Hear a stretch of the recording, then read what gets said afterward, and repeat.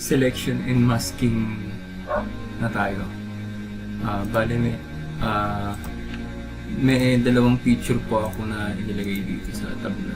Ito yung first tab, ito po yung images. Second tab, ito po yung tab. So, ito po yung images. So, una po, sa selection po, ang gamitin po natin ay press lang po natin yung letter N. So, pupunta siya dito sa rectangular marquing tool or elliptical. So, ang gagamitin po natin dito ay elliptical marquing tool. So, para makabuo tayo ng isang circle, i-hold lang po natin itong sheet para maganda yung pagka-proportion ng circle. So, i-drag lang po natin dito sa yung mukha ng babae. Like po. So, depende na po sa inyo. So, magpunta sa Ctrl J, hold natin yung sheet. Yung palaki na siguro.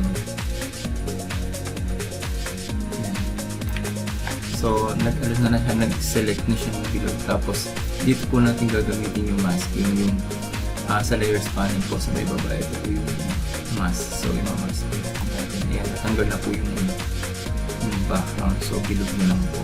Ang gagawin po natin, babalik muna ako sa move tool. Tapos, i-drag ko na lang, draggable na po itong image. So, i-drag ko ito papunta dito sa may images. Tapos, i-release ko yung lalaki ko mouse. Ayan. So, ang i-resize na lang po natin siya. So, ang pipindutin natin ay Control T. Ayan. Para medyo malakihan po natin yung image. Ayan. Nakatan siya dito sa makeup.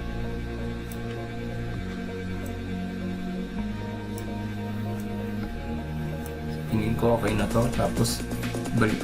Check natin sa taas. Tapos, balik tayo sa mode tool. Ayan. So, ganyan po ang paggamit ng selection and masking.